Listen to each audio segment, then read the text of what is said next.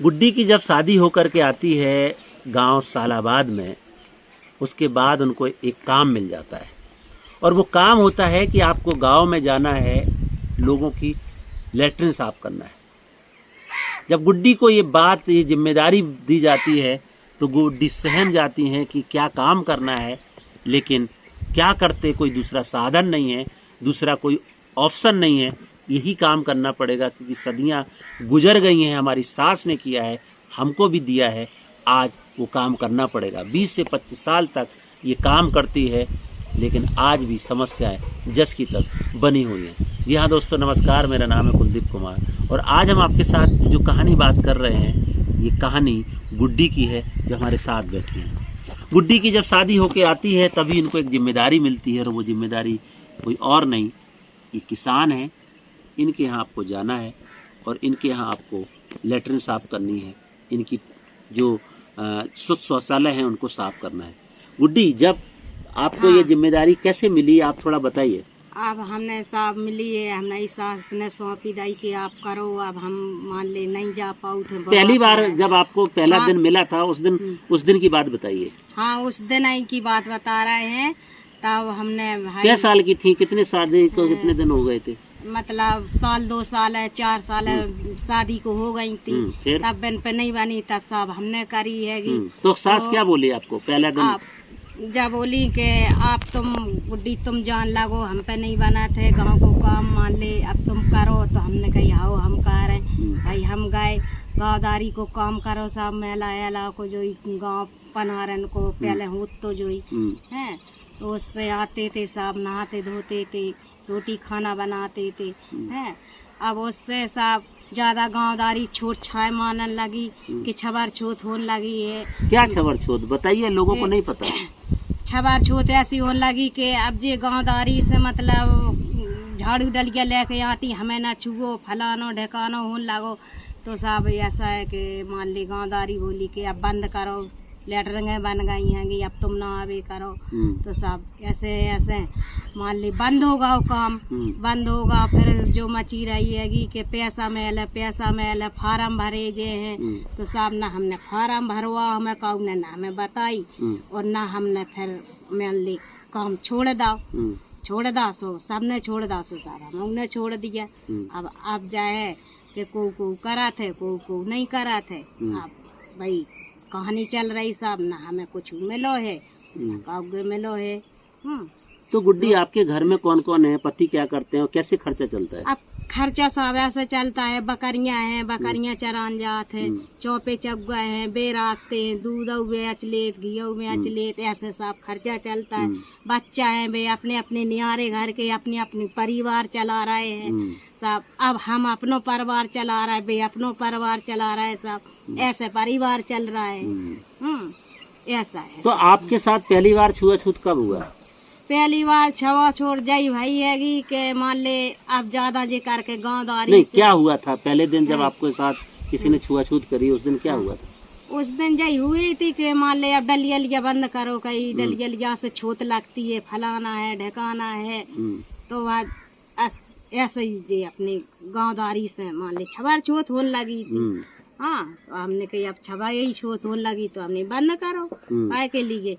फिर सुनी थी कि फार्म वारम भरे जा रहा, पैसा मिले ना भाई, पैसा ना फार्म भरवा कौने ना कछु भरवा सब। लेकिन सरकार तो बोलती है हमने बहुत लोगों को लाभ दे दिया है। बहुत लोगों को लाभ है ना, सुड़ार में काऊ लोगों को सर लाभ नहीं मिली है, ना है ना को बताना ना काऊ न करवाओ है और ना काऊ ने है ना सूचना दी है बहुत लोगों को। अब जहाँ मिले हुए, जहाँ मिल में लगाए हुए, यहाँ किसी को नहीं है ना, किसी को भी नहीं मिला सर। तो आप लोग कहीं गए, कहीं जाके मांग करी कि मैं ये काम करती हूँ? ऐसे नहीं, हमने कोई मांग नहीं करी, ना को गए कहूँ ना काऊ ने जैसे मतलब सुन ली फलानी जाएंगे फार्म भरा से जो कोई भागी चलेंगे काऊ के साथ जो को गाँव हुए। और हम लोग तो सब नहीं, ना हमने फार्म भरो ना हमने कछु। तो आपके पास इतनी दिक्कतें हैं, समस्याएं हैं, आप कभी गांव के प्रधान के पास गए, उनसे जाके बोला कि प्रधान जी मेरे ये दिक्कत है, हमारी सुन लो? करो प्रधान जी असली राने, प्रधान जी आपको की दिक्कत नहीं दिखाते, को की नहीं दिखाते। हाँ, आप गए कभी?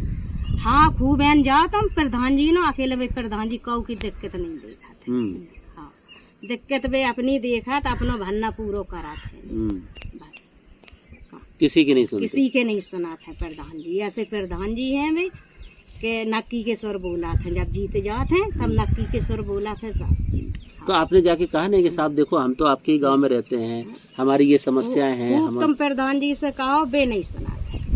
पहले तो वे हिना रहता ही नहीं है, जालौन में रहा था। अच्छा, हाँ, यहाँ नहीं रहते, हिना नहीं रहते। क्या करे साहब, हमारा जो पेड़ टूट गया, जो देखो बना थे तो करा थे, नहीं बना थे वो तो नहीं करा थे, क्या करें। पैर कैसे टूट गए? जो नाली में चलो गए तो साहब, क्या काम करने गए? काम करने गए थे, सो जो पैर खिसा लगाओ तो डलिया दाबे थे, तो पैर खिसा लगाओ तो चले गए नाली में। जब से न काम कर पाए न कछु कर पाए, अब जो कछु बना थे सो करा थे सर, क्या करे। अब हम लड़का निहारे हो गए, अपने अपने परिवार पाल रहे। अब हम कैसे अपने जाए के जो कछु बन जाते सो टजा कर लेते, अपनो पेट पाल रहा है दोनों आदमी को। तो गुड्डी जब मैला ढोकर के डलिया लेकर के जा रही थी तभी इनका पैर फिसलता है और पैर नाली में चला जाता है, क्योंकि इधर तो वो डलिया का बोझ है, इधर पैर फिसलने से पैर भी टूट गया, विकलांग हो गई है, वो बता रही है। अब मजबूरी होता है कि काम करना है, जिंदगी काटना है तो कुछ ना कुछ तो करना पड़ेगा। प्रधान जी के पास जाते हैं तो पता चला वो है ही नहीं, कुछ सुनाई नहीं होता है। जिसकी जिम्मेदारी है कि तमाम तरीके के ऐसे जो हाशिए पे पड़े हुए लोग हैं उनके लिए सरकार की स्कीमों का बेनिफिट दिया जाए, लेकिन इन तक तो वो पहुंच ही नहीं पा रही है। गुड्डी, सरकार से क्या क्या लाभ मिला आपको? हमें सरकार से सब कुछ लाभ नहीं मिली, कुछ नहीं लाभ मिली। लेकिन सरकार तो बहुत प्रचार करती है कि मैंने इतने लोगों को ये दे दिया, इतने लोगों को ये दे दिया। हमारे ये तो कुछ लाभ नहीं आई है कि जो मिलो के वो मिलो, कुछ लाभ नहीं आई सर, है ना। तो क्या चाहते हो आप? आज आपकी कहानी तो लोग देख रहे हैं, उनको आप क्या बताना, सरकार को क्या कहना चाहते हैं? हम तो सरकार को जय कहना चाहते कि साहब हमें कुछ मिले तो हमारी जिंदगी टेर हो जाए। हाँ, हम नहीं कर पाऊ थे तो हमारी अपने मतलब दो आदमियों की कट जाए जिंदगी। अब बहुए लड़का कौन की दे थे आजकल पूरी है, जब करे नहीं दिए थे तो अब जो गोड़ो टूटो धरो तो देखो रहा हो। तो ये गुड्डी है जिन्होंने जिंदगी में जैसे ही शादी होके आई उसके बाद एक जिम्मेदारी मिल गई, मैला ढोने का काम किया, वो काम छुटवा दिया, छबरछोत के चक्कर में, समाज के दबाव में, या कहें जो भी चीजें हैं, काम तो छोड़ दिया। लेकिन उस काम को छोड़ने के बाद सरकार की जिम्मेदारी होती है ऐसे लोगों को पुनर्वास किया जाए, पुनर्वास भी नहीं हुआ। सरकार तमाम स्कीमें चलाती है और बोलती है कि सबसे हाशिए पे पड़े लोगों के लिए स्कीम है, सबसे गरीबी रेखा के नीचे जीवन यापन करने वाले लोगों के लिए ये स्कीम है। लेकिन वो गरीबी रेखा से जो नीचे जीवन यापन करते हैं उन तक तो ये पहुंच ही नहीं पा रही हैं। यही ग्राउंड रिपोर्ट है, यही ग्राउंड सच्चाई है।